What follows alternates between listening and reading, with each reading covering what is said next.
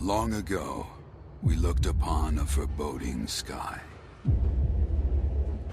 The memory of the star that threatened all burns eternal in our hearts.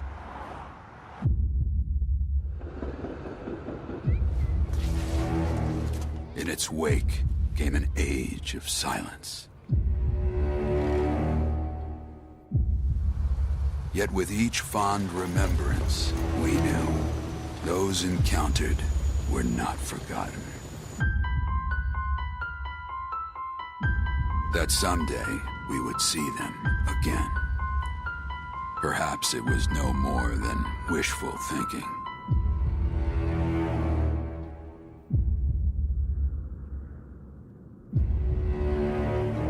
But after the long calm, there are now the beginnings of a stir. The reunion at hand may bring joy, it may bring fear, but let us embrace whatever it brings. For they are coming back. At last, the promise has been made.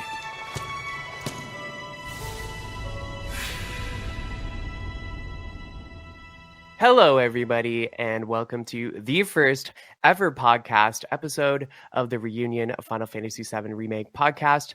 I'm your host, Kyrosis, and joining me today is none other than my amazing co-host, Vyzz. How are you, Vyzz? I'm fine. Thank you very much for having me join today. So you guys might have already known Vyzz from his amazing YouTube channel over at Cosmo Observatory. He's been doing amazing analysis videos on Final Fantasy VII Remake. So yeah, I'm so happy that you're able to join us today on the podcast and just fit us into your busy schedule that you have. That's completely fine. Thank you for providing me a platform for this and to give me an excuse for talking more about Final Fantasy VII Remake. Awesome. So we just want to first go into, I guess, the first part of the podcast. We're talking about what exactly is the podcast about and why did we start the podcast exactly? So yeah, I just myself, I know that I listen to a lot of really amazing video game podcasts right now, and they do a really great job of covering like a broad range of topics for all different sorts of video games.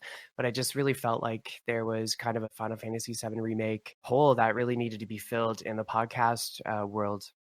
I didn't really feel satisfied just hearing about the news about the game, so I really wanted to have other people join the podcast, such as yourself, to kind of discuss your thoughts and opinions about the game. Mm-hmm. So I reached out to you, and then, like I already said, you created the Cosmo Observatory YouTube channel, and I thought that we could offer a different way of sending the information about the game through a different medium. Exactly. But not only that, but also cover certain topics that us fans really keep us occupied all the time.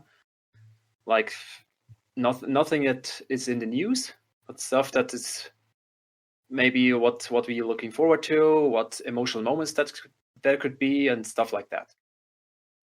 So just, I think that we can go into a little bit of background about both of us, specifically, focusing on Final Fantasy, the series, and how we came to know the series and Final Fantasy VII, in particular. So just as a little bit of background about myself. So I have been playing video games for pretty much most of my life since I was young. I had an Atari first, and then after that, my parents did, purchase a computer because with, changes in technology and everything, the personal computer came out, and I played games on floppy disk on computer. And then it kind of, as I got older, I really wanted to kind of play games on the go, you know what I mean? Which was the new biggest thing, like the Game Boy. And then I was obsessed with Pokemon because I just thought, it was amazing. And the show Indigo League, which was incredible. And I was a kid at the time, so I was really, really just impressed with that game, and the turn-based element of that game, and just capturing the Pokemon and raising them kind of on your own and training them. And then I did have Nintendo consoles growing up mostly. as Nintendo consoles are mostly like child appropriate, I guess. Yep. So my parents really focused on buying Nintendo products for my brother and I. And yeah, so I played PlayStation. My first encounter with PlayStation was playing it at my best friend's house because he had a PlayStation there and I didn't have one. So whenever we would hang out after school, he would like turn on his PlayStation and we would play games. And that was really my first introduction into the Final Fantasy series because I never played Final Fantasy on the Nintendo console, unfortunately. We used to be able to rent games back then, so I would like go to the convenience store and rent games. And a lot of the times, you're looking at the cover of the video game that you want to rent, and it's like, just the one with the bright pictures or something like that. You know what I mean? And then you look at the back of and you look at the back, and there's pictures of the games and just like the different like elements, of the game and a little description. I wasn't introduced to Final Fantasy in that aspect until my friend had Final Fantasy VII, and I went to his house and played it. And I didn't actually I knew it was a Final Fantasy game, but I didn't know which one it was because I was so young. And then later on, when I got older, I was kind of reintroduced to the series through my friends as well, because they were super excited that Final Fantasy 13 was coming out for PS3. So then I kind of got on the bandwagon again and was looking at videos and just watching trailers. And, with the rise of YouTube and kind of Twitch and all that stuff, just kind of got back on board and really dove into Final Fantasy 13. And then I replayed all the backlog, like the back catalog for all the other Final Fantasies, but later. So I have kind of a different experience, I guess, with the series than other people who actually, played the first one when it actually came out from the and beginning, then the second one, like exactly. So I played 7 when I was younger, but I did have an appreciation for it, but I don't think that I really understood kind of the gravity of the message or just the overall just the game in general, like how amazing it was for its time. I never really had that grasp. I just thought it was beautiful. And yeah. And I just I was really excited for Final Fantasy 15 to come out, and obviously when they announced Versus 13, I was super interested, super excited about that because I had sunk so much time into 13, so I was looking forward to it. And I did We all were. follow the for what it was going to be. I mean, I do appreciate Final Fantasy 15 for what it was and what Tabata was able to kind of pick it back up and put it back together, when it was in shambles, and what it was released as. I did appreciate it for what it was, and I did enjoy playing it. I'm just really happy that it did get finished and it did get released, because I was so scared that it wasn't even going to get released eventually. So, and then basically I've just been following the Final Fantasy VII Remake since the PS3 tech demo, when there were rumors kind of coming out about that it was they were remaking it. Like, people lost their minds, you know what I mean? Like, but it wasn't. It was just a tech demo to show what the PS3 could do. Yeah, and that's about it for me. So what about you, Viz? All right, so my gaming background also started quite early, around 5 years old, I think, was it? When I first got in contact with Super Mario Land on Game Boy. That's awesome. Yeah, that's awesome. I wanted to play, but I couldn't really, and my other friends didn't really want me to play because they wanted to play themselves. So yeah, I just had to get through by playing at friends' house, playing at my cousins on the PC with all those floppy disk games. But then later, I had a few Game & Watch handhelds. I don't know if you guys all know what that is. Yeah, I think I might have had some of those, but I'm not sure if they were like the Nintendo branded ones. They were like the cheaper ones. I'm not sure either which one I had. Yeah, those were those LCD games, kind of for those who played Kingdom Hearts 3. Those are exactly those classic Kingdom games. All right, and then later, I think it was around 8 or 9 years old when I managed to save up so much to buy myself a Game Boy with Tom and Jerry. It was quite fun. Then a few games more followed, especially Mega Man 2. I was so much into that. And then a bit later, I got an SNES, and I played the crap out of them, especially Aladdin, Lion King, later than Donkey Kong Country. I was obsessed with jump and runs. Really, those were my... I love all of these games. Yes. All of these games, and no RPGs. I didn't have really a clue about RPGs. So then when I got my PS1 for my 13th birthday, I guess, I had Rayman and a few other games. And wasn't long before I went to our local electronics store in 1997, of course, and wanted to buy a new game. Just went in there. I already bought Tomb Raider like a year before or something. And I found Tomb Raider 2, but also this kind of strange-looking white big box, 3 discs, with just the word Final Fantasy VII with the meteor on the front, and some pretty cool pictures on the back, and it sounded pretty cool. And I thought, well, this sounds nice, but Tomb Raider 2, which one should I get? And I sat there for like 40 minutes. My friend was like, come on, get it on. Choose already. But yeah, in the end, I chose, of course, Final Fantasy VII, and I never regretted that choice. Never. Wow. Yes. But it was pretty strange to get from jump and runs and Tomb Raider-like action adventures to a turn-based role-playing game.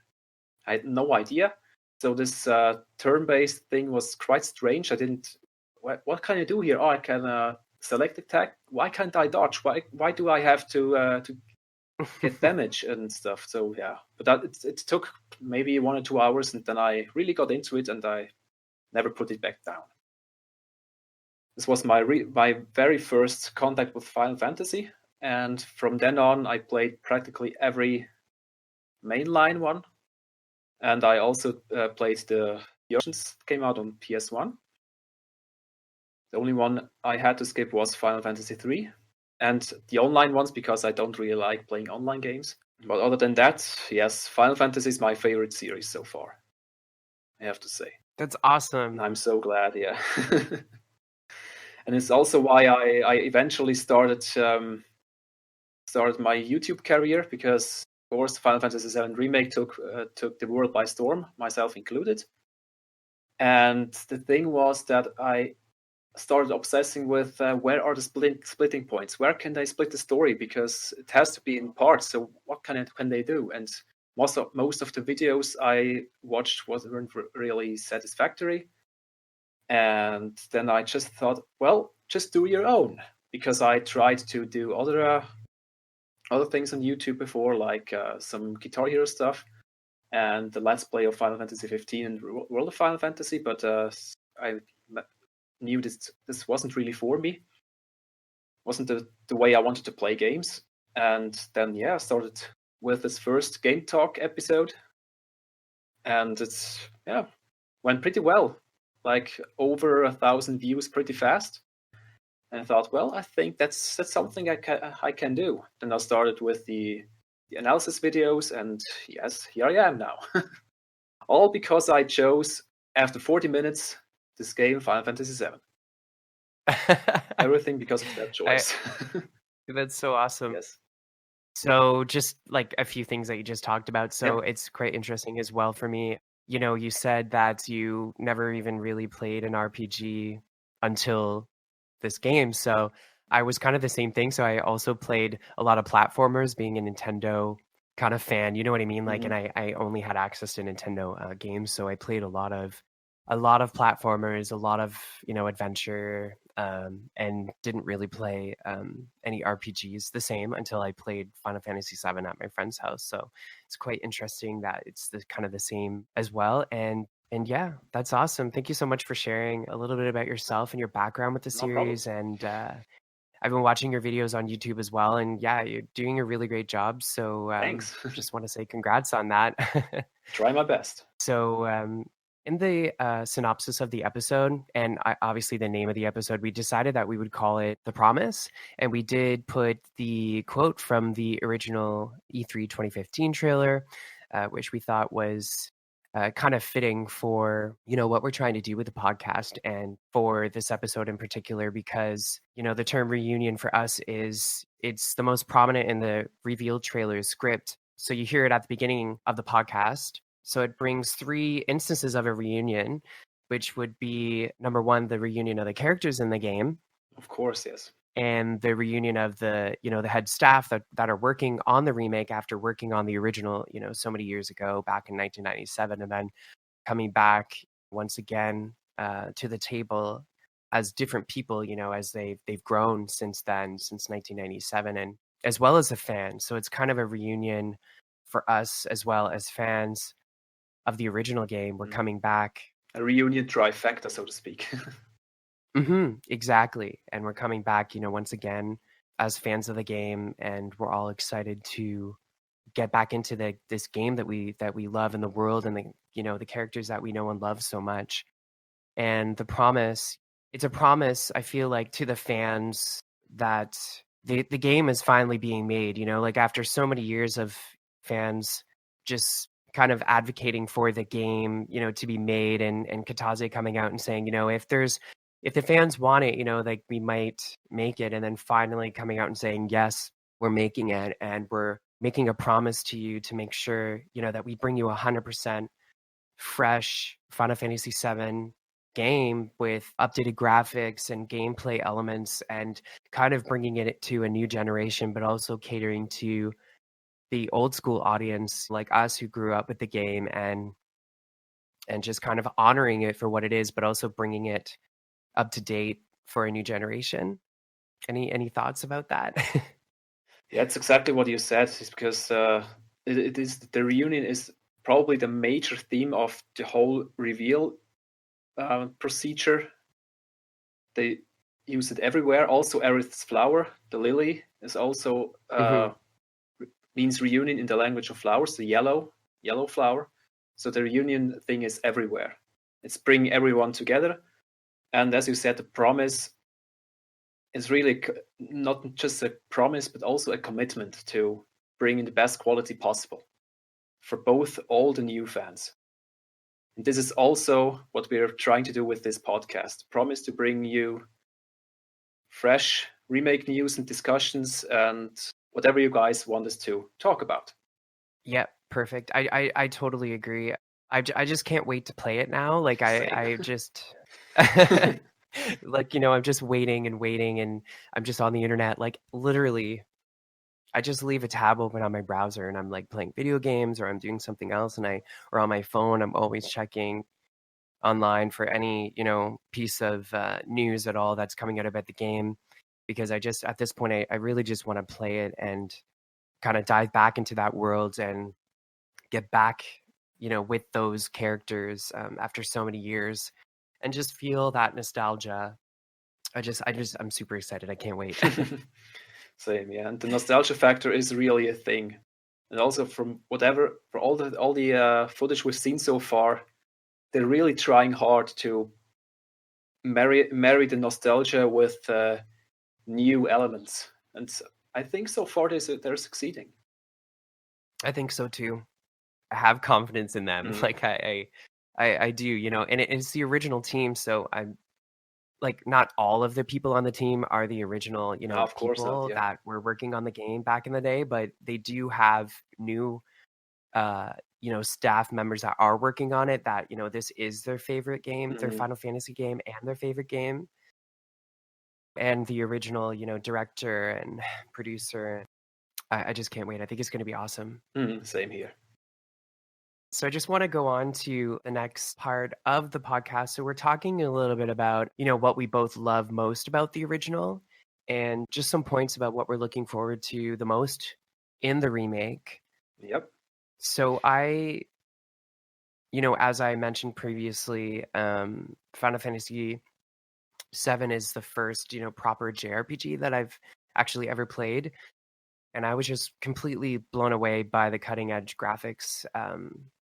At the time they were cutting edge, and the cinematic scenes that played, because, coming from Nintendo console, at the time, they didn't have these kind of broken up story scenes that were, in CGI, at the time. Like, it was like a huge thing when the PlayStation came out, that it was able to kind of play these movies in between, the parts like story elements of the game. I just remember that was a huge deal for just me and my friends, just in being in our group of friends and talking about video games at school and stuff. And somebody had a PlayStation and we were just talking, and I was just like, I couldn't believe that it could do that. Like, it could actually just play these cinematic cutscenes, which is like, it just blew my mind for the time. And just the design of the game, and the characters is just absolutely incredible. I just love just the personas and of the characters, and I find them so relatable because a lot of them are flawed characters. Everybody really, I guess, strikes a chord with characters that do have flawed backgrounds, because we're not all perfect. We all have our own struggles in life. Completely agree, yeah. Yeah, and I just really felt kind of connection with the characters playing through the game. And the battle system, I love the battle system. The materia system was amazing. Just the limit breaks, just everything. The attack the attack animations, just the summons. Like, I couldn't even believe that this was even possible in a video game. Like, you can just summon this amazingly like super powered being into battle that would just fight. Is just insane.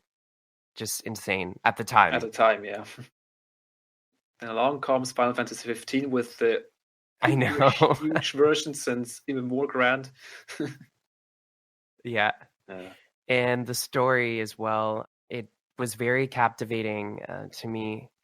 And just the way that the game handled more tough themes, like just not really controversial themes, but just tough themes to kind of portray and just talk about, even just like corruption and oppression and class struggle and abuse. Like, this game was released in 1997, you know what I mean? And times were different then, so just them to be able to take on all of those different elements in one game was just so admirable. I thought it was just absolutely incredible. And the music too was just insane. Just probably honestly my all-time favorite music in any video game, I think, and just the most memorable for me because I always remember most of the themes anyway, like just, and then also what I was doing in the moment when I played them and how I felt, and I know that's partly nostalgia coming back and bringing back the feelings for me and that, but I don't know, I just remember them all just because they're so incredible. So the music for me is a huge point as well. Same, yeah. Yeah, and what about you? What did you think about, what are your thoughts on the original and what do you love most about it? I can only second everything you said so far, but I have to add a few things to the music. The music itself, I find it so compelling because it's really memorable composition. It has many leitmotifs that you can easily recognize and associate to the environments and locations they're playing at, and also the connection between the events they're playing and the music itself. It creates a coherent whole that just won't let you go. It stays with you. It exerts emotion. It makes you feel something. That's something that Nobuo Uematsu really had a gift for. To elevate the whole storyline, the events, the characters with his music. That's probably why I also usually covered Final Fantasy songs on for my Guitar Hero remixes.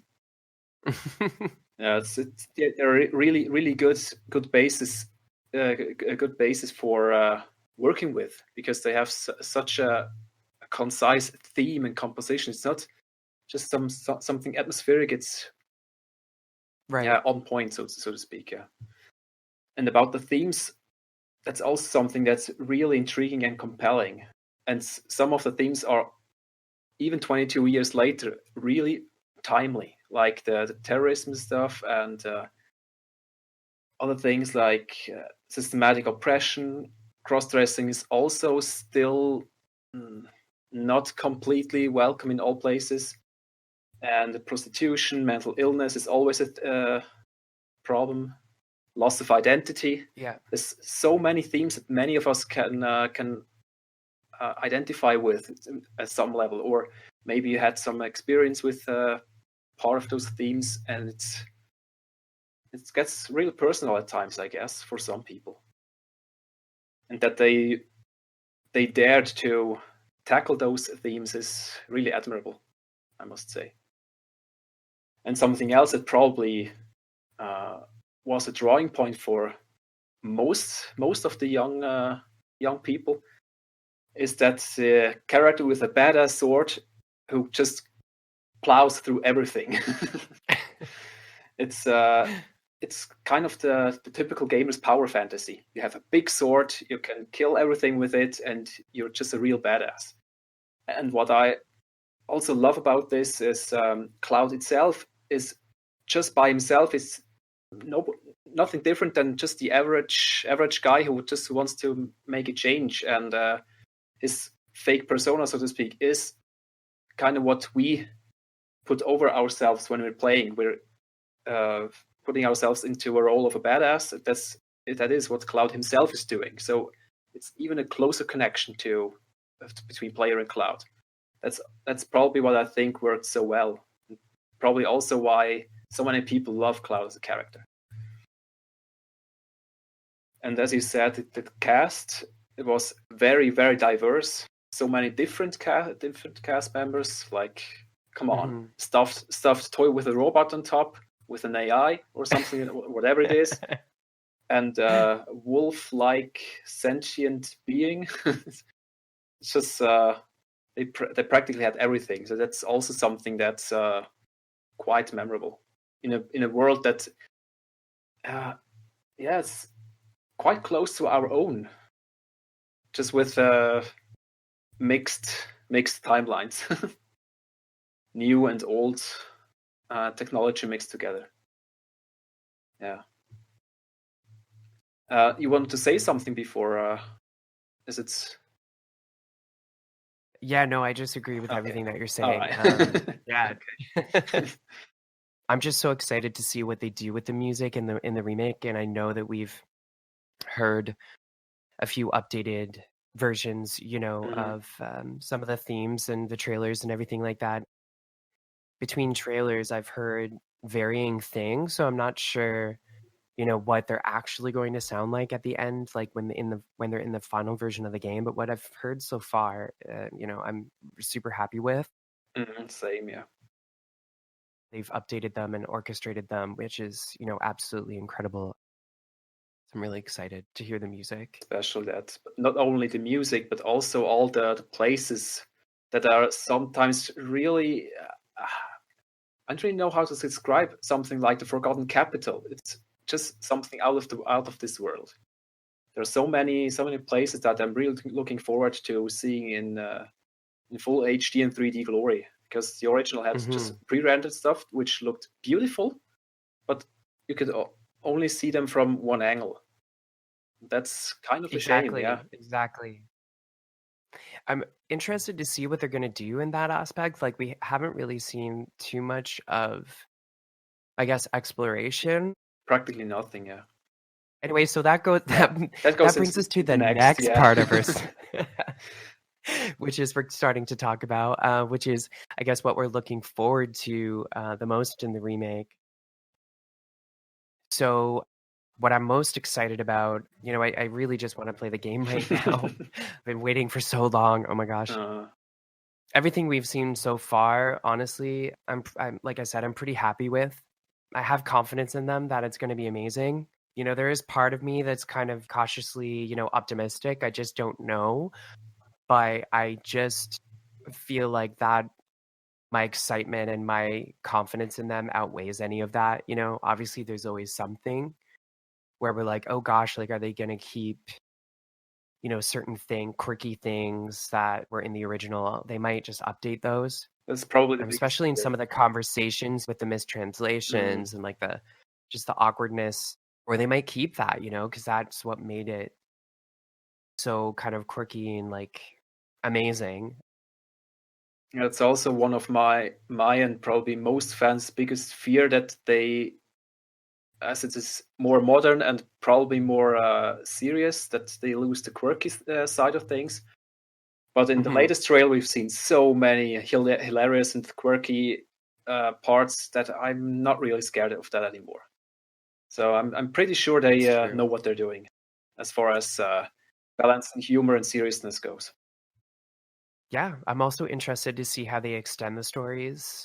You know, they said they wanted to kind of dive deeper into the history and the backgrounds of the characters. Some of the characters that didn't get enough screen time, or they did just because of the technological limitations of the time in 1997. You know, they had to pick and choose who they were going to focus on, and I'm just excited to see, you know, what they're going to add, I guess, or maybe, you know, the stories already existed. It's just that at the time they couldn't fit them into the original game. So, you know, some people are saying that they're extending the stories, but they're afraid that that's gonna like ruin the characters. But I think that it's just the original stories that they always had, and I'm sure they're adding new things, but it's just what they've always wanted, but they just couldn't fit in.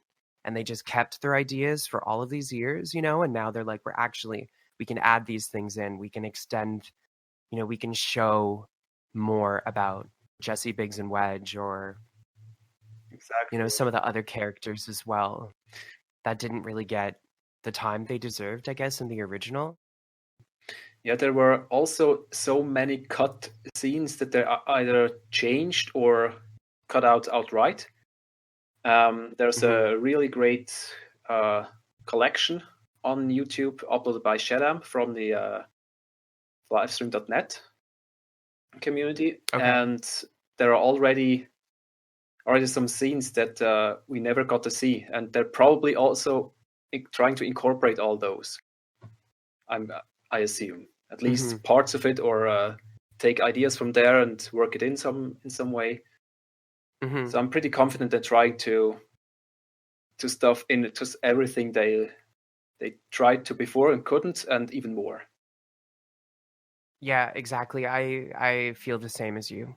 Just thinking about, you know, what Katase felt and Nomura kind of felt, you know, what was necessary to add, you know what I mean? I'm just to kind of achieve their ultimate vision, I guess, of what the game could have been in 1997. I'm just trying to kind of think, you know, like I'm just excited to see what they thought was necessary to add to kind of make it their ultimate game. Exactly. And, you know, see their ultimate vision actually created. I'm also excited about the soundtrack, obviously, and we talked about the music already. Just the quality of music, you know, in a final version of the game. I'm just so excited to see what they do with a lot of the themes.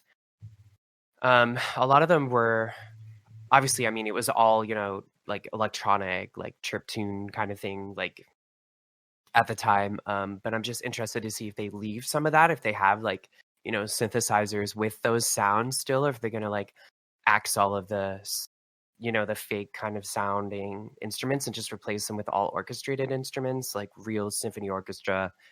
From what we've heard so far, we do have a lot of, you know, orchestra music. They've updated it. But most of the tracks, I think actually, yeah, I think they do have electric guitar in one of the songs. We're going to talk about that a little bit later, that we heard. But from what I can remember anyway, are they going to create new themes? Obviously, I'm thinking that they're going to, because they're extending the game, and the game is going to be so large that they probably don't have, you know, enough music to fill up the whole game. If it's a whole game and it's just in Midgar, then yeah, they're not going to replay the same themes over and over again. I'm sure they will, but do you know what I mean? Like just only songs from the original. So I'm excited to see, you know, if Jessie's going to get her own theme, or Biggs and Wedge going to get their own theme, or you know, which is going to be amazing. I'm super excited to see that, and just to be able to play the game in, you know, HD. I have a PS4 Pro and I bought a 4K TV, so like last year, so I'm super stoked. just to play it I bet. on my huge TV in my living room in 4K. But I know it's checkerboard 4K, but that's fine. I don't care. I just want to see it in all of its glory in my living room. I just can't wait. Same, yeah. I can't wait. I'm so excited. Exactly, yeah. I also have a few points, like what we also a little bit talked about was the new scenes, new stuff they're adding, and we already saw quite a few expansions, like of course those specters, the Guardians of Fate, that we don't really know what they are. I made my prediction. Don't know if that pans out, but yeah. It'll be interesting to see, though. Yeah, of course, for sure. This is one big change, and also the battle against Reno is completely new. The battle against Root, and of course, seeing Root so early is also completely new. And I'm really excited to see how they work that in with the rest of the narrative. Because some changed scenes will have some repercussions, I guess. So I'm really excited to see that. And we also have seen a completely new side mission by Avalanche with Cloud, Jesse, Biggs, and Wedge. This is incidentally in my next game analysis video, where I show the whole side mission, what it contains, why I think it's a coherent side mission. And yeah, I'll have to wait maybe almost a week until it's ready, because because you're very busy, and there's so much to do, and so much there's a live stream that has come along, there's this podcast, there's other things, and the Discord, and it's really hard to balance everything. But that's neither here nor there. Well, we all appreciate what you're doing and all of your hard work. Yeah, and I'm so glad that you guys the Final Fantasy VII, the remake community. Sorry, what were you going to say? Sorry. No problem. I was just going to say that I'm really glad that you guys wait, because I'm always, when I have to postpone something, or that when a video takes longer than anticipated, I'm always kind of feel bad for every one of you that you have to wait some more. And this, I should try and stop that, because it's usually not a problem. It's only a problem when I'm not done yet and there's new footage. That's I know. And then you have to go back and you're like, oh my gosh, like, yes. Am I going to add this in? That's going to take more time. And then people are waiting. Yeah. I totally have understand ideas for that. For sure. Yeah, for sure. And the other big thing I'm really stoked for is, most of that won't be in this first game, but seeing all those very interesting locations in full HD and fully realized, not just disconnected single screens. Like as I said before, the Forgotten Capital, and especially the Temple of the Ancients, with this Escher-like room and all this weird puzzles. Gold Saucer, of course, the Northern Cave, how this will look. This is so much to look forward to. And not only locations, but also all the enemies. Just imagine, we had this very, very strange enemy called Hell House, which everyone is talking about. Yeah. Oh my god, I remember. Yeah, many people have already theories how they could work this in. And I'm so excited to see that in action. And did they say that they're not going to have every single enemy? Because I feel like I've read that somewhere. They said that they can't promise that they will include every single enemy, but they're sure adding new ones, new bosses. Okay. But so far... I remember that. Yeah, exactly. But so far, every enemy they showed were practically 100% replicas, just in full HD from the original. Like the security officers, we had the monodrive in the reactor. We had the shock trooper, which was the grunt in the original. Right. We had the sweeper. There's also the grass strikes in the tunnels, those weird insect-likes. Then how is it called?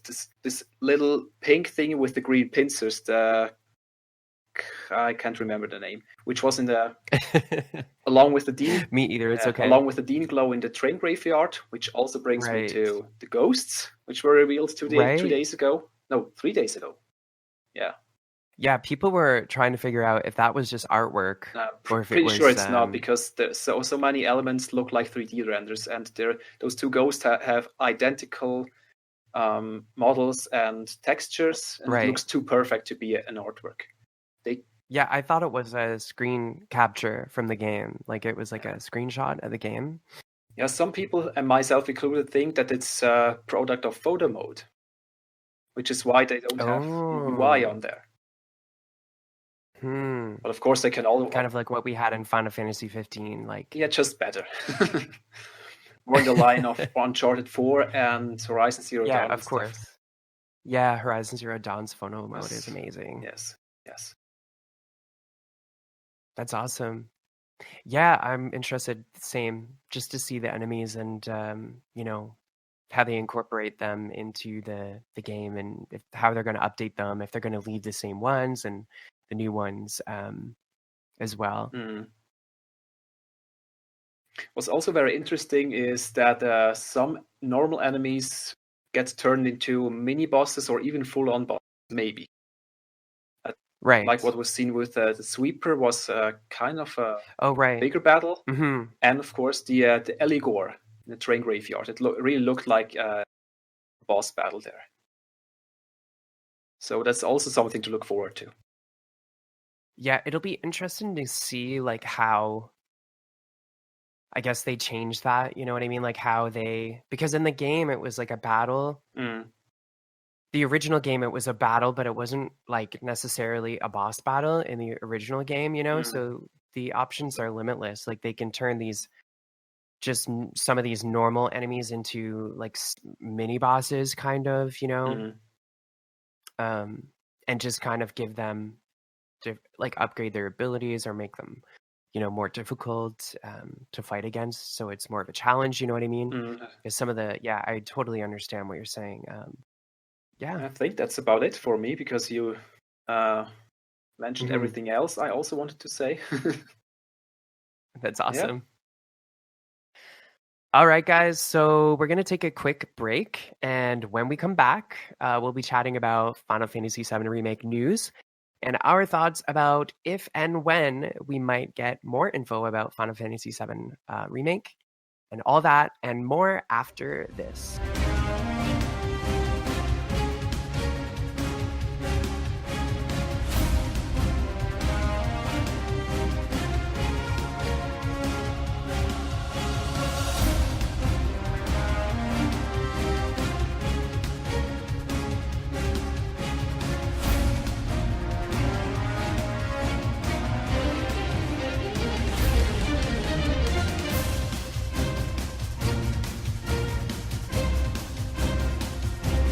Hello, everybody, and welcome back to the reunion of Final Fantasy VII Remake podcast. My name is Kyrosis, so if you're just tuning in now, this is our first episode called The Promise, and joining me today is none other than my amazing co-host, Vyzz. And our next segment we're moving on to is news and info about the Final Fantasy VII Remake.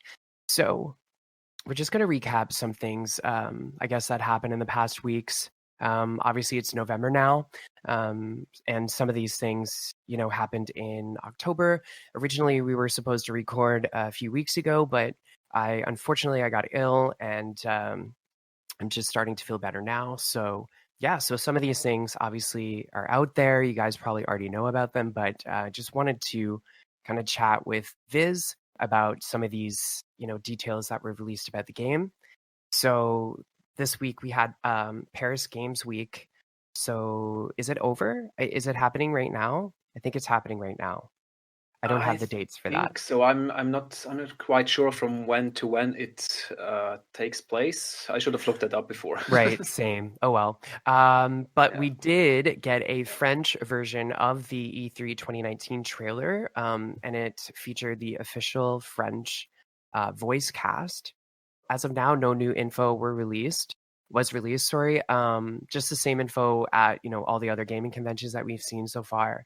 I think that it's kind of controversial, just like the French voice cast. Like people were just talking about it. Basically, I just reading like some of the comments and stuff. Some people are happy with the French voice cast. Some people are not happy with the French voice cast. That's the same I've heard, yeah. Yeah, I did go back and I listened to the Japanese trailer and the English trailer. And to be honest with you, like the timbres of the voices are very similar across the board. So, just what their voices sound like really Barrett's voice is like low, and then we've got Aerith is more like a high pitched voice. It's kind of the same across all three. So yeah, so that's pretty much all we got out of Paris Games Week. Square Enix Japan YouTube channel did release a 13-minute short film, and it did not feature any new game footage, but it was a short story about Final Fantasy VII and the nostalgia there. And I don't know if you want to go into a little bit of detail about what the trailer was about. Yeah, I can do that. I watched the original without subtitles and tried to understand a few things, and with the help of automatic subtitles, which were by the way quite hilarious. Oh yeah, I know. Automatic subtitles are crap. When you turn that on, it's like not. You're only getting like pieces of like what, because the words don't make sense, so you're just kind of like, yeah, exactly, yeah. But it helped me a little bit more to understand the gist of it anyway. And then, of course, as with the internet, there's someone who added most of the subtitles. I watched it just before this podcast, which filled a few holes I had still. But the gist of it is that it's about a couple, boyfriend, girlfriend. He has never touched or heard about Final Fantasy VII before. And she never played it, I think, but she watched her brother play all those years ago. But their dad died around 8 years ago, and she hasn't seen him ever since. And the boyfriend also keeps hearing about the Final Fantasy VII Remake at work, because his boss and some other colleague keep talking about it. And then he also talks with his girlfriend about it, and she thinks that he kind of looks like Cloud. Oh, right, yeah. And she wanted him to look up the pictures, and he then said, not interested. And she, you are Cloud. Wow. It's pretty funny. Right. And then, he was at work, looked at the pictures, and he thought, not bad. And then they met at the bar. And the boyfriend was talking about what he heard, and he said something, his boss mentioned the Knights of something like that. And then he couldn't remember, and then another guest shouted Knights of the Round and blah blah, and they get into conversation, and he slams the Final Fantasy VII Ultimate Strategy Guide on the table and said, "Look here, Knights of the Round. This is practically my Bible." And they talk a bit, and that's amazing. The other guest notices that the girl has experience in the Final Fantasy VII, and asked her which environment she liked the most, and she said, the Forgotten Capital, where Aerith and Sephiroth, and then he cuts her right off there as to not to spoil it for the new guy here. And it's pretty intense, but really funny. And then when he goes off, he dribbles off in little steps and hums the Chocobo theme, like his as if he's riding off on a chocobo. It's pretty strange vista, but yeah, whatever. And what was it then? Yeah, that was the boyfriend looked at the trailer for the Final Fantasy VII Remake, wanted to know what the fuss is all about, and then they kind of showed how this game brings everyone together, like the boyfriend knows about this, and he wants to buy a PS4 so that he can play it together with his girlfriend when the remake arrives. The girlfriend has contact with her brother again, thanks to the remake, and the guys at work keep talking about it, and it's a really feel good story about just nostalgia and how it feels for someone that doesn't really know anything about Final Fantasy VII and gets to know or gets to experience it anew with the help of others. So it's that's so awesome. It's quite a nostalgia trip, yeah. Mm-hmm. Yeah, no, I really enjoyed the video, and it struck a chord with me to, just watching it and then coming into this series, I guess not, when it originally, I mean like Final Fantasy series in general. Yeah, just like getting into it like everybody else when they played the first one, when the first one came out, like I kind of relate to, the guy in the video just because everybody around me is just talking about, this game and how amazing it was and whatever. And I'm like, do you know what I mean? Just, Exactly, and then yeah. experiencing it myself, later on, and then realizing, yeah, it's like absolutely incredible. And I can only, I have my own nostalgia playing it from when I was younger, but other people, just the nostalgia they must have is so huge, you know what I mean? Just, and they're so excited. I'm already so excited to, to play this game. And then also just the tie into the story elements there where everybody is kind of like asking him to kind of play the game. And then he's like, oh no. And then, you know what I mean? Then he actually does do it. And it's kind of like everybody's building him up. It's kind of like, they say, oh, well, you look like Cloud and everything like that. And it's kind of stubborn. You know what I mean? Like, yeah. Because like at the beginning, everybody thinks Cloud is like an ass, right? Like just because he's just short with everybody and he's just like, I mean, it's kind of funny how they kind of made it kind of like, they relate. Yeah, I thought it was a really great video. And also shout out to, there was a user that translated it. I did read the translation. And thank you so much for that on the subreddit. All right. So earlier last month, we did have EGX London happen.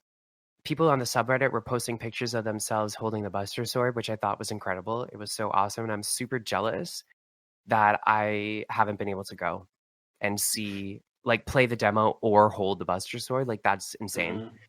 It's 7 kg, which is like in Canada, I'm from Canada. So in Canada, we have pounds. So it's like 15.43 pounds. So it's just funny because there's a sign that says how to hold it properly so that you don't damage it because somebody probably did drop it. Probably, yeah. Like I can just imagine, you know what I mean? Like there's like Square Enix staff just like standing around and then like somebody drops it and they're like, oh my God. Not only that, if someone tries to do the victory pose, that exactly might get people killed. Yeah, like trying to. I mean, it's pretty smart. You know what I mean? To like just film you doing that. You know what I mean? With it and then posting that on social media, you'd probably get so many views. But like somebody probably tried and then like hurt themselves or dropped it or something. So then they had to like put the warning there. Yeah, or maybe just precaution. I have the picture on here. It says, the Buster Sword is very heavy, weighing 7 kg. Please be careful if you lift it, as we don't have any spare potions. Oh. Please do not swing Buster Sword or try to perform a cross slash. That's great. That's pretty awesome. And thanks to user Felix O'Shea from these Final Fantasy VII Remake subreddit for that picture. Thank you. Shout out to you. And there was no new info about the game. Just a lot of people were able to play the demo, and people were sharing that on the subreddit, which I check regularly. So, yeah, same here. So some old news. PAX Australia happened early in October. Something interesting was somebody said that on the subreddit that I looked back to see who this was. I couldn't find the user, but it said that they played the demo and they let the party die and they actually got a game over screen.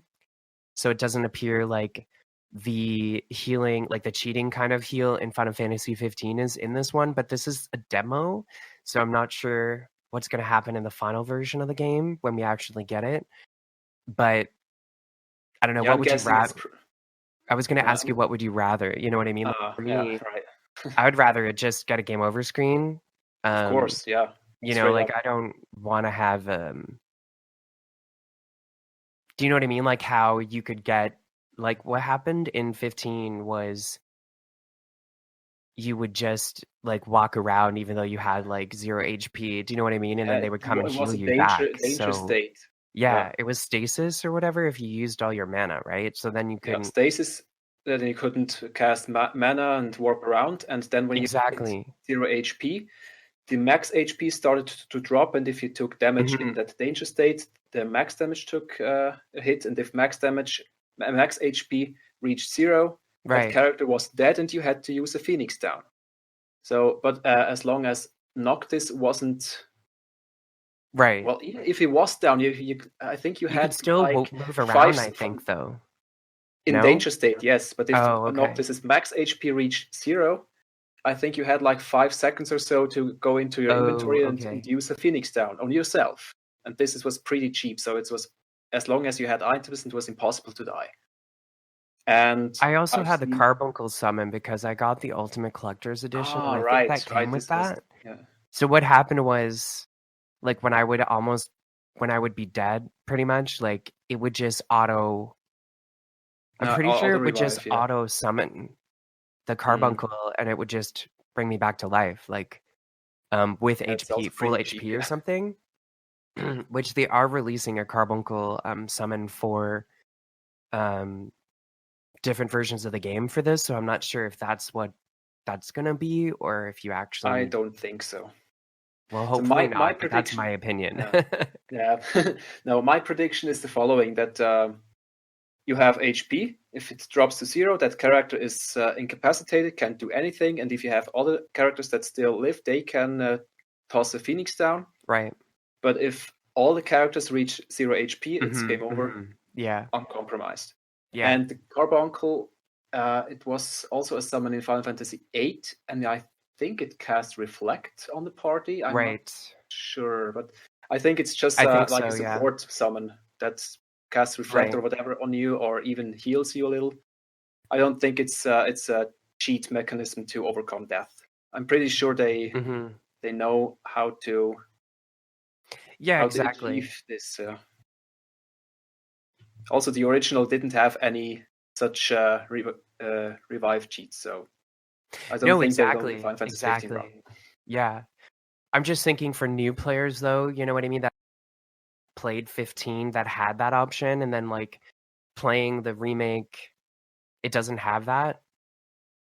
You know what I mean? I'm just thinking about the new people as well. Like for me, I don't want it because I've played them. I've played Final Fantasies. I know how to use a Phoenix down. Like I know that, you know, like because you have to watch your HP bar constantly. Like if you're playing, you know what I mean? Like your party's HP bars, because if you don't and you get sidetracked, then a lot of the enemies too, like they might have like charged attacks where like they're charging up over time, and if you don't defend or, you know, have high HP, then it'll just destroy your whole party like in one shot, and then you're just dead.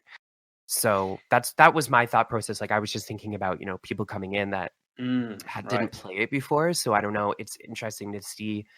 I don't think they're gonna have it. I think that because the original didn't, but I'm just thinking about like other people you know, coming into that that just had that, and now it's not there. But it'll be interesting to see.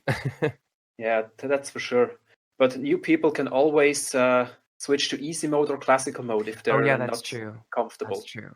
That's one. And the other reasoning for not having the game cheesed with Carbuncle or whatever is, well, if you just happen to die, then, well, you didn't play well enough, and then just try again. It's a learning process. Exactly. You're just a too learning many process. games too many games employ cheap tricks or cheap features that gets you through everything, and I don't like that. So certain games just need to teach a player how to play properly, and don't keep the hand holding. Yeah, I agree. In the beginning, but yeah, I agree. So moving on, so just the official Final Fantasy VII Remake Twitter account, they've been posting quite a bit of content So the latest thing we saw was a short video showing off Tifa's Somersault Limit Break, which obviously we've seen the Limit Break before in the, I think it was the Abzu fight. Absolute boss battle, yeah. Yes, the boss battle from Tokyo Game Show, TGS. And then, but this was a new part of the game, I think, that we'd never seen before with new music. We did. The part was the same as seen in the State of Play trailer. Okay. And also in the E3 trailer, because it's the same battle against the Crash Strikes, those insect thingies in the, I think it was Sector 5 subway. Okay. Where in the State of Play trailer, Barrett and Cloud used their limit breaks against it. And this is exactly the same. Okay. Same it was just that the background, like the environment looked a little bit different. It might be like, it's not that it looked different, it's just that it had like more railing and like other things in the background. Do you know what I mean? Like just a different like, angle. Background. Yeah, like a different angle or something. And then it featured a new piece of music, I guess, that we've never heard before. Some people were speculating that it was a new updated version of Lurking in the Darkness, which played during the tunnel section of the game.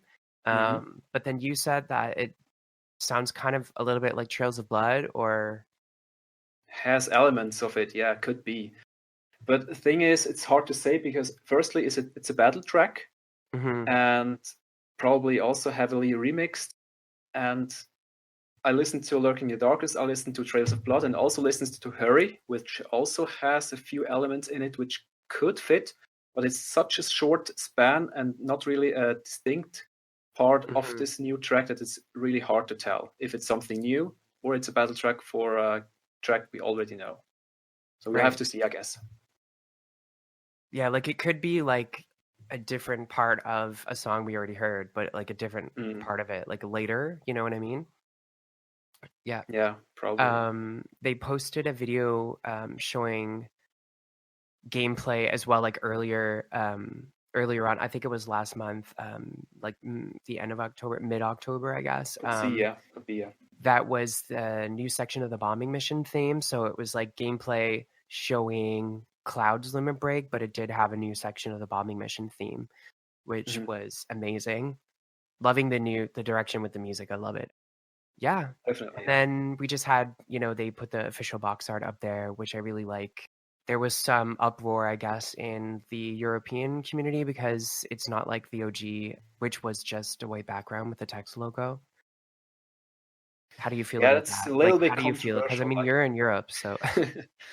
Well, me personally, I don't really mind because it's not just a remaster; it's a completely remade game. So if the cover is also different, I don't really mind. But I also liked the black background with the remake logo. I would have been satisfied with just that. But well, if there's a city and a guy with a huge ass Buster Sword on his back, it probably sells a little bit more copies because people who don't really know about this and see this cool picture, they might even buy the game because of that cool picture and the things that stay behind. It's maybe a little bit an eye catcher, but then again, you could also argue that just a single color background with just the logo is also an eye catcher because every other game has mostly a quite busy cover with many characters or things on top of it. So I can see both sides of the argument. Same. Yeah, I understand from both points of view. Just because people that grew up with the original game, it's not as nostalgic as it could be because it's not the exact same cover of the original game in when it came out in 1997 in Europe. But it's also not the exact same game, so yeah, I know. I agree with you completely. Yeah. It's not the same game, and times have changed too, when you're trying to, they want to sell as many copies as possible. And I know, like you said, I totally agree with you about having Cloud actually on the cover. I think is going to help with that. Something as simple as that, because people, that have a Switch or whatever that play Smash Bros, So kids will recognize them from that, and they might look at it and be like, "Oh, this is a game that has Cloud in it, so I'm gonna buy it or I want it." So they ask their parents, So Exactly. Yeah. plus the fact that you get to see, because people recognize Cloud as Cloud and maybe not as much like what the game is about or what the game is, I guess. Like if you just know of him as a character and if you see it on there, you might be interested in playing it. Yeah, but I agree with you with the gaming covers. Like game covers now, for example, like they are quite busy. Like they have a lot of things on them, the title, and then sometimes the characters of the game with a background or something. You know what I mean? Exactly. So it's Yeah. like it's not just like plain. And when I, like I said earlier, like when I was young, like I would go to the store to rent a game because we could buy games at the store as well, but we used to be able to rent the games. And when I went, like I was looking at all the games that had all the crazy covers, and this was in Exactly. Yeah. 1997. Like I'm sure that the Final Fantasy games were in the store, but I just never picked it up. Like I just never looked at it. I didn't know what it was. There was no internet. There was no. I didn't know Exactly. what an RPG was. So like I was looking at the Nintendo games, but the covers were more like bright and like kitty kind of looking characters, and which captured my sight, I guess, like my imagination. You know what I mean? And the original was just kind of like it had just like a white background, but like ours had Cloud on it, but yours didn't. But yeah, I'm just saying, like, justifying like why Cloud is the better choice probably in the long run. I understand from both points of view. What they could have done though is they could have reversible. Yeah, they could have released a reversible one. That would have been an awesome idea. Then you just flip it around or whatever on the inside. I know it's on the inside. Yeah. Yeah, for those who don't want to look at Cloud all the time. That would have been cool. What a great idea. You should write them and tell them. The thing is, with all the digital downloads, you can't change the cover on the PSN. That's too bad. Overlay, yeah, so that's true. Digital download. Yeah. I pre-ordered a first class edition. Okay. Send help. Cool. Oh my god, my wallet. I have no money. They haven't taken the money yet. It's like they take it like a month before the game comes out, but still. I just went and I just canceled my deluxe edition at the game store, like EB Games. It's basically like GameStop or whatever in the States, but here it's EB Games like in Australia. Just because I'm like, I don't need another deluxe edition. Like, do you know what I mean? So I just went in, and the guy for what? The guy's like, yeah. Oh man, really? Are you sure you want to cancel that? I'm like, yeah, I'm sure, because I was like, I pre-ordered first class edition, and I don't think he knew what it was. Like, I don't think he understood. And he was like, he was like, oh, you pre-ordered from another store? I'm like, yeah, Square Enix official store, because that's the only place that had them. He was like, oh, okay. Like, I don't think he understood, but anyways, so I just canceled it. Right. Yeah. So lots of screenshots. Materia menu came out. It's been out there for a while. And I already did. Yes, you did. It was amazing. I agree with everything that you were saying about the menus.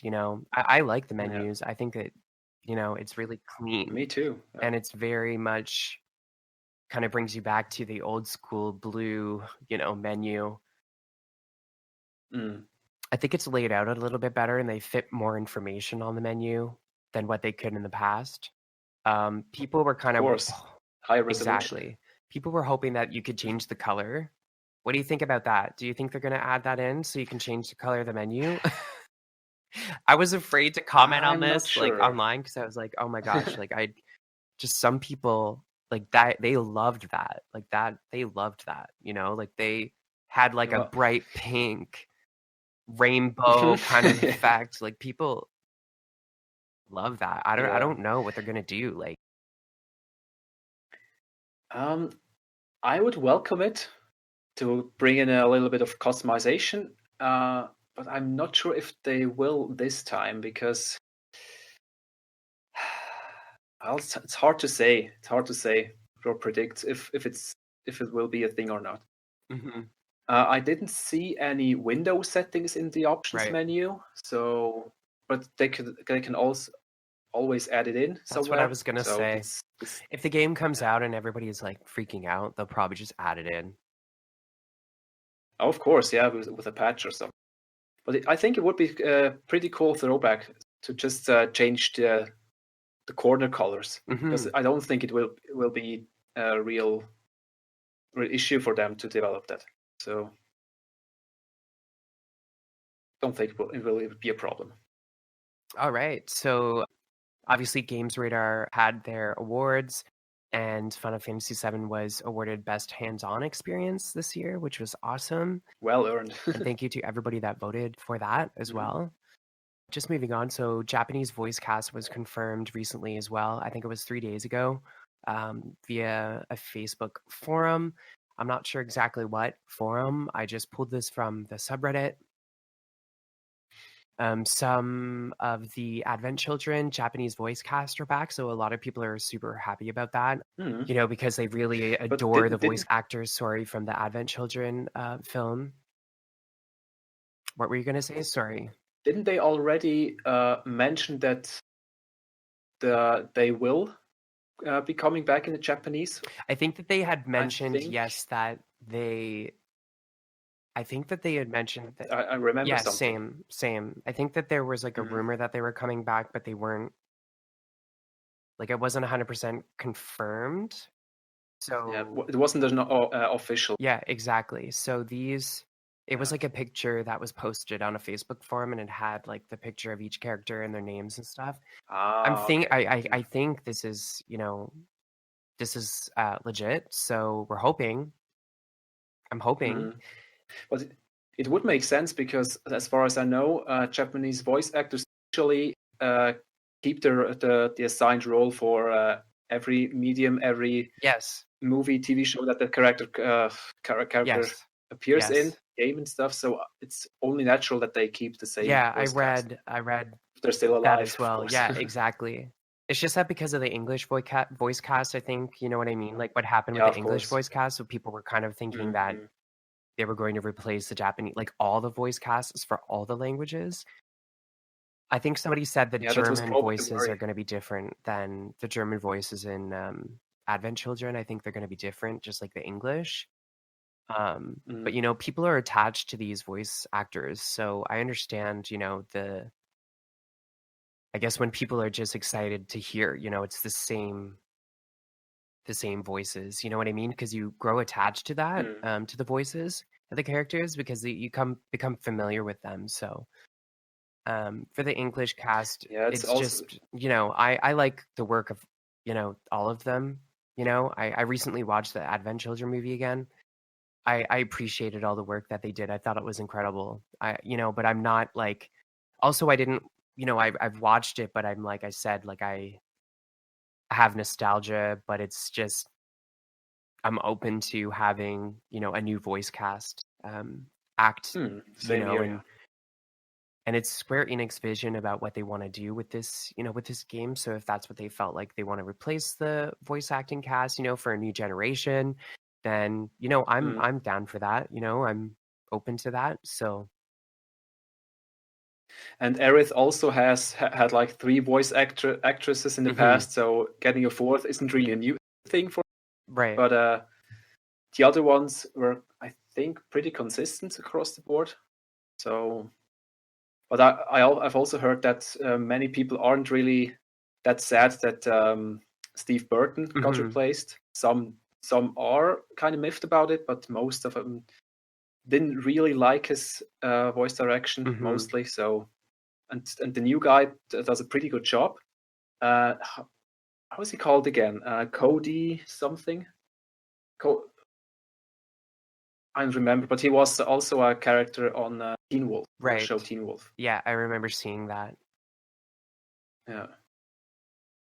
Also, the Tyler Hoechlin, how to play Sephiroth, also is from Teen Wolf. So it's kind of curious that the Cloud and Sephiroth both come from Teen Wolf. It's curious, to say the least. Yeah, my thought process is they Yeah. just wanted to replace the cast with like a new, like fresh set of voices because these games are going to spread over time. You know what I mean? And this is just the first part of that too. the game. Like that's my thought process. Like it's just the first. It's the Midgard section of the game, and I just feel like maybe they don't even know how long it's going to take them before the next, part 2 comes out or the next part of the game. So they probably wanted to have a younger cast so that they have time to kind of, even though it doesn't matter, like as a voice actor, obviously like you always have your voice. So, the Advent Children cast have aged since it first came out. You know what I mean? A little bit, but it's just that it's, they have the same voice. So I don't know. Anyway, yeah, that's pretty much it for news. I just want to kind of speculate with you just about when we might get some new information or another trailer. And after researching online, I'm just looked at a bunch of different websites and stuff, just looking, kind of gauging what people are thinking, and people, are guessing maybe at Jump Festa this year. Square Enix usually has a presence there. It's an anime and manga festival. Could be it. In Tokyo. Last year it took place December 22nd and 23rd. I couldn't find a 2019 date for it. Strange. Like when I searched It should be up 2019, by now. it showed me like last year's Jump Festa, like 2018, because technically it's still 2018 in December 23rd. Like it's 2019 in December 23rd, so it's weird. I don't know. I only saw one post about it, but they probably just didn't reveal the date maybe. yet. I don't know. But Final Fantasy 15 did have a presence there before it came out, so I'm thinking, who knows? We might get something at Jump Festa this year.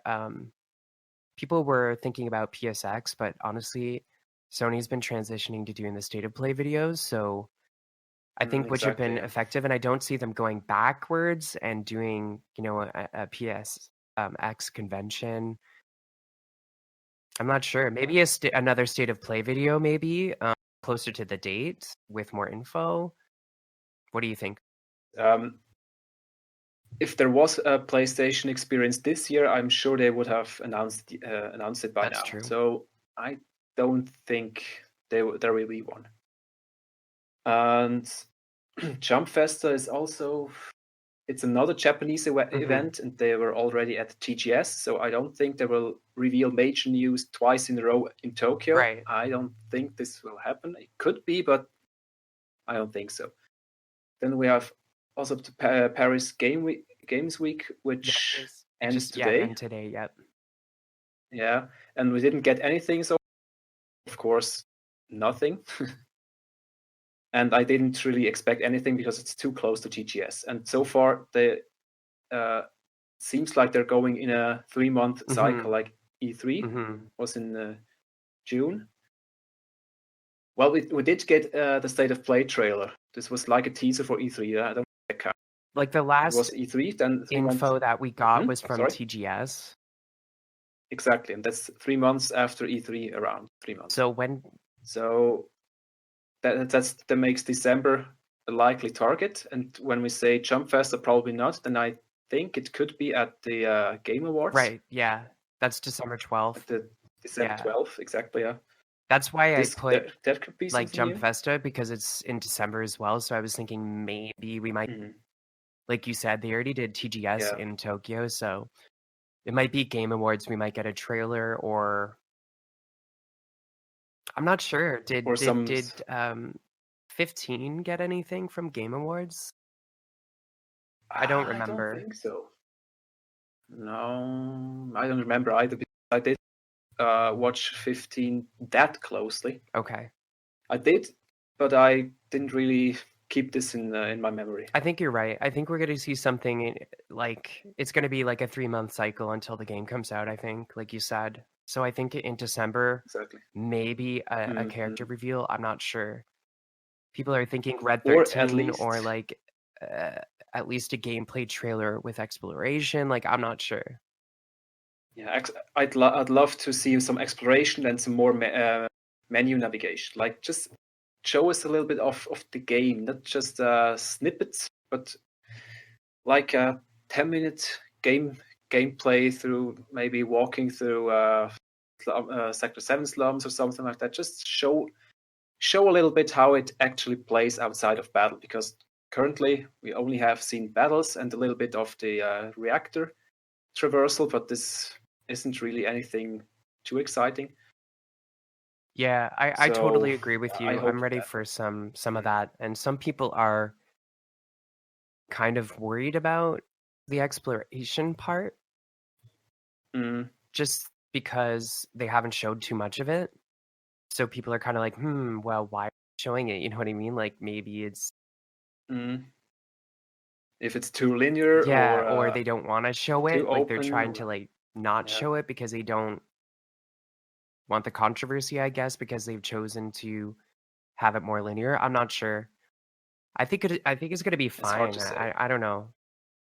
It's I obviously think so not like too. for me, like I read something that somebody online was saying that they wanted it to be like crazy huge open world. I don't think it's gonna be like Witcher 3 open world. Like I don't it's think not so it's either. gonna be No. big with new I'm sure areas. there are hub worlds, Yes. Yes. Like I think like Sector 7 slums, Sector exactly. 5 slums, Sector 6 slums, hubs that you can just roam around and do side Mhm. quests and stuff. I think that this is what's going to happen, but in between that, main missions and stuff are probably quite linear. Mhm. Open, but Yeah, linear. and side missions as well. And Like you can decide if you want to do a side mission or you can, yeah, exactly. and then maybe partake in the mini games, you know what I mean? Because we saw like Hmm. Hmm. the squatting mini game. Yeah, Remember and the how it was pull-up like it mini was game. day and then it was night? Like there was two different versions because you could Mm, see the light coming through, coming through the windows. So my thought process was like you go, you do side missions, and then you come back and then maybe you can do some mini games to get items or mm, something or more experience for or sure, something, yeah. and then you go out into the world and then you do more stuff, and then and maybe Seventh Heaven is like your home base, where you go back and you can, do you know what I mean, like how like you go to sleep in a Mm. game and then that regens your HP. Like are they going to do that? Like is there a day and night cycle? Like is there, do you know what I mean? Like it's Uh, just Probably not in a day and night cycle like they, but they sure have night and day, but scripted. okay. Like you get home from the bombing mission and it's night, then you go to sleep, Okay. wake up and it's day again, and then maybe stuff happens, and then it's night Right. again. You get the side mission with Chesapeake's Hmm. Wedge, and I think it's most of it is probably scripted. It's not that you can stand around and watch the sun go up and down. I don't think that's it, Right. because it wouldn't really make sense in the narrative here. Well, I guess we'll find out, and not too much longer. I guess, yeah. 4 months and some change. Yep. Well, not really. Exactly 4 months. Hmm. Today is the 3rd already. That's crazy. Nice. 4 months. Yeah, I can't even crazy. believe that. Time I flies. mean, it sounds like it's Yeah. so far away, but it's actually not. Like 4 months is No, it's not not that really bad. far away. No. We waited this long. I We still could have wait so 4 many months. things to do. You know Of what I course, mean? yeah. Oh my gosh. Yeah. Can't believe I waited so long for this. It's insane. I waited for Final Fantasy Mhm. 15 for like 10 years. I was so excited. Mhm. Yep. Definitely. All right. So now we're just talking about a little bit about some game delays that have been announced. So The Last of Us 2 has been delayed until May 2020.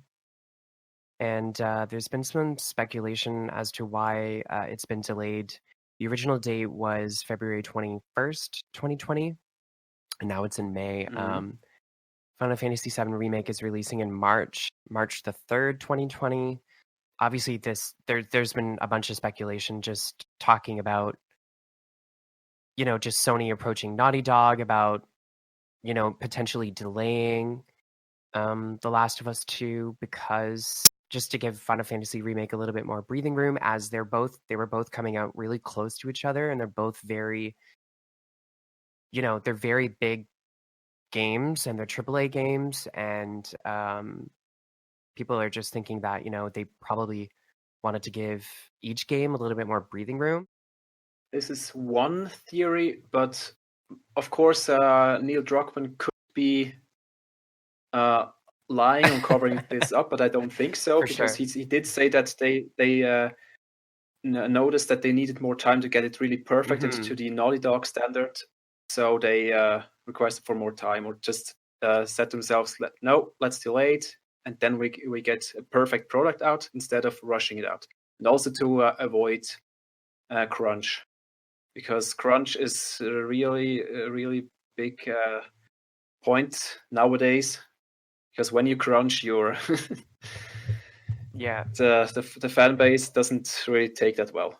Yeah, I agree with you. So, I think that it could have been just like a no-brainer. You know what I mean? It could have been like, well, we need more time to perfect this game, and instead of rushing it out. And I'm sure that they probably talked to Sony about, potentially delaying it. And also, it just helped Final Fantasy VII Remake a little bit by doing so. course, You know what I mean? It's just kind of like a trickle-down effect where it's like, okay, now it's just that they were going to release so close together that people,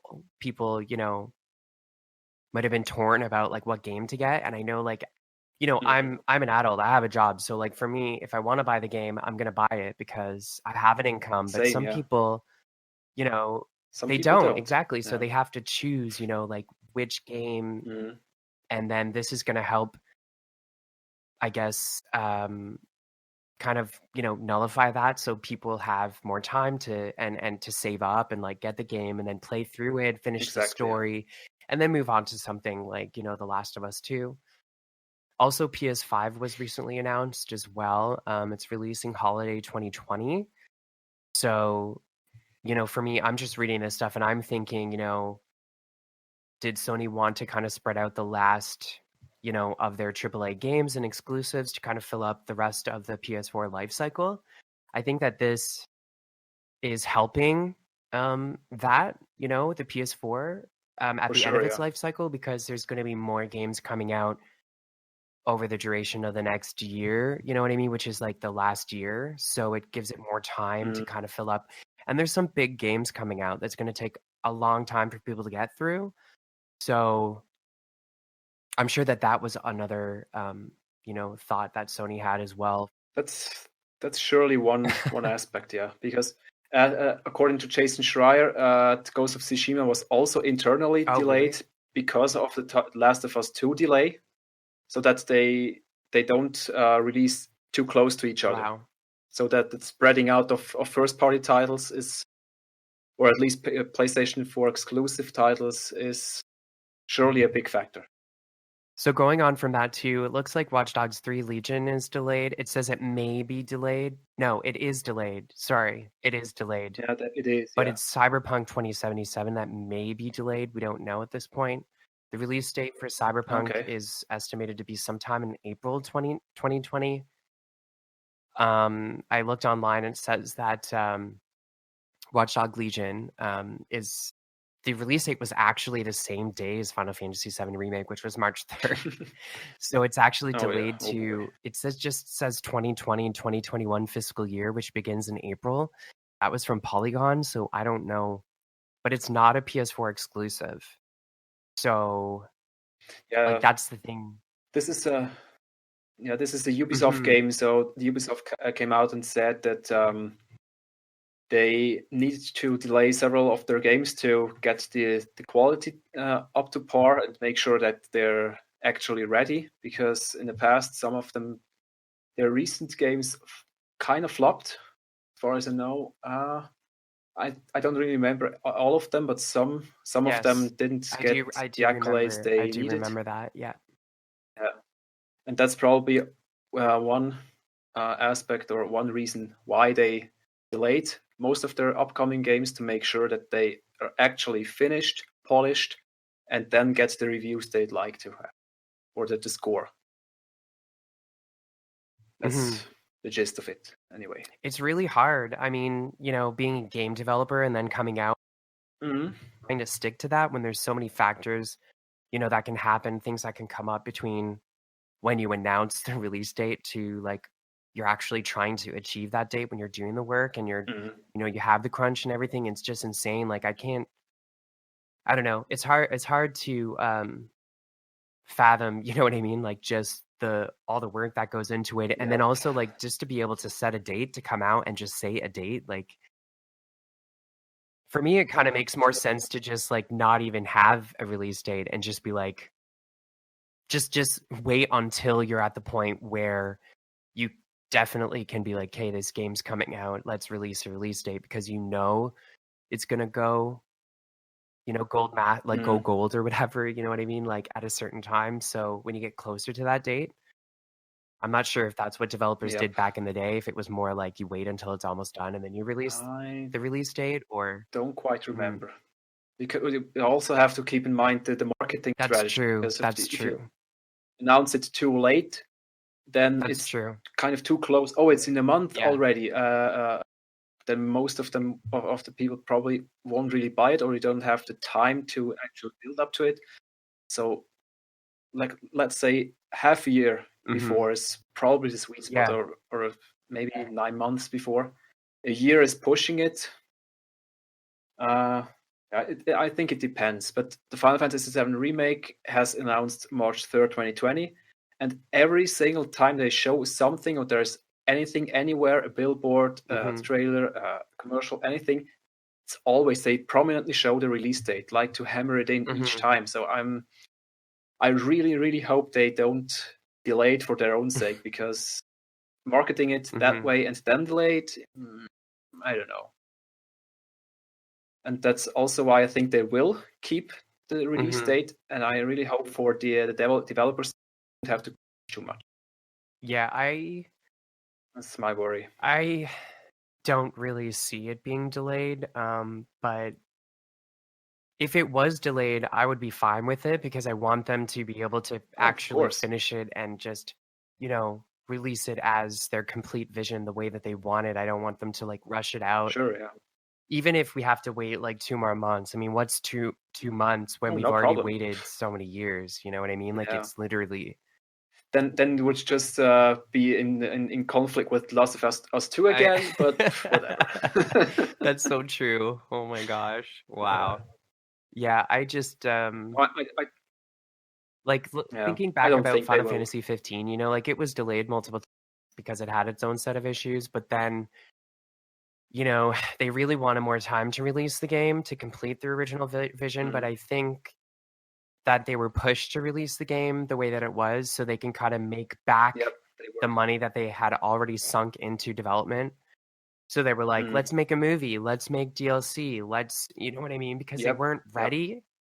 And Tabata wanted to have the originally, like all 4 of them were playable in their own way. So they all had their own...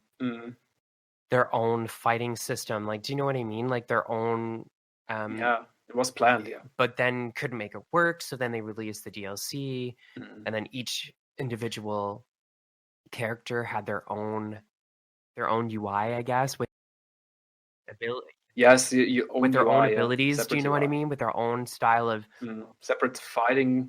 Exactly, because before you couldn't control them. You could only control them when you use their abilities. But you couldn't control the link attacks. The link attacks. You couldn't actually use them like individually in battle. But then they actually ended up patching that in. But like at the very end, I didn't go back to the game. I had already finished the game at that point, so I haven't even went back and even played it with that option to see like what it would be like to replay the game like that. But I'm just hoping that this doesn't happen where they're like, oh no, like you said the date, you've got to release it, and then they just like hide everything behind a paywall or something. Like I would just be so disappointed. I don't think that's going to happen. I think that they're on track for now. So I'm sure they are. We haven't heard anything though, like anywhere on the internet. I haven't read anything about it. So like any negativity around. So not really, no. I'm sure that somebody would have, found something out and shared it online. And every time it came out with something about the development, they also said it's going smoothly. Their development goes better than anticipated, and yeah, I think the change to or the that they went with Unreal Engine 4 was the perfect choice, because if they went with the Luminous engine, I don't think they would be ready yet. Yeah, I think so as well. And just I think all the issues, they weren't even really issues, but just things like that, I think they're just over with now. You know what I mean? Like when they had CyberConnect 2, you know, then they said thanks, you know, and took it in-house and then continued to develop it in-house. That's the last thing that I heard where there was like any sort of thing like kind of happening. Not even really a negative. In the long run, definitely positive. Yeah. Fingers crossed. We'll see. Yeah, let's hope so, yeah. So this pretty much concludes the end of the podcast here today, talking about the future of the podcast. So we're hoping to release an episode bi-weekly, which is every 2 weeks. Obviously, if there's new info released, we will basically kind of do like an on-demand type of episode where, you know, we'll get together and kind of talk about any news that comes out. But otherwise, it'll be bi-weekly because, you know, we're both super busy with our schedules.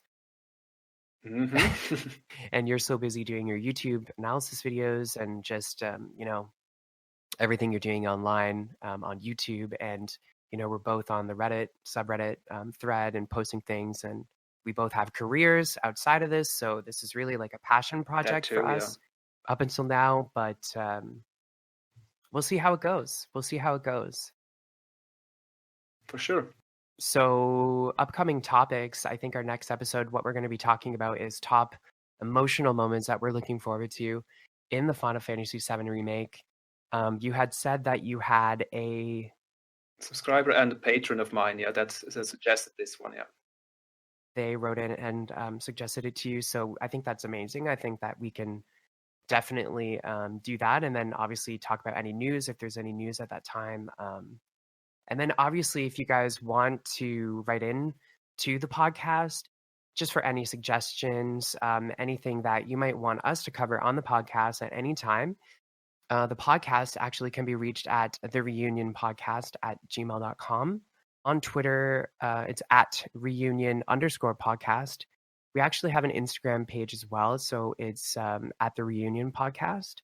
We're just starting to kind of get this on the road here, so I don't have anything really posted on Instagram for now, but we will be starting to continually, you know, post things on our social media pages. Vyzz, did you want to kind of drop your social media just so people can, you know, if they're interested, they can look you up? Oh, for sure. So, of course, my YouTube channel is Cosmo Canyon Observatory. Most of you probably already know that. But I can also be reached on Twitter at cc_observatory. Or my personal Twitter account at FFVIIR. I won't spell it out for you because it's probably too complicated. Anyway, and then I can also be found on Minds at Cosmo Canyon Observatory, one word, or of course also at FFVIIR. And we also have a Discord. The Discord link, discord.gg/EYJHZBZ. Awesome. I don't think I'm not, although I'm not sure if it's case sensitive, but it's we'll try to incorporate that in the description wherever you're watching or listening to this podcast. Then you can just click on the link and be invited. Awesome. And so the name of the Discord channel is Cosmo Canyon Observatory. Is that right? Of course, awesome. yes. And I'm Kyrosis. I can be reached at on Twitter at Kyrosis Gaming. And we do have a Discord as well for the Reunion Podcast, and it's just called the Reunion Podcast. So you can find us on Discord. Write us any, you know, suggestions, questions you guys have, any topics that you want us to cover, and we really want to get, you know, the Final Fantasy VII community together and just to, you know, be able to share anything with you guys. It's been absolutely an honor to be here with you today, Vyzz, and talk about a little bit about, you know, our favorite game that's coming out, and we're so excited. And you can catch us here again in 2 weeks for episode 2, where we talk about our top emotional moments of the remake that we're looking forward to. And obviously, you can find us anywhere where you listen to podcasts. So on Spotify, Apple Podcast app. And thank you so much. Bye. Yeah, thank you so much. Bye, guys. Bye. Have a good day. Bye.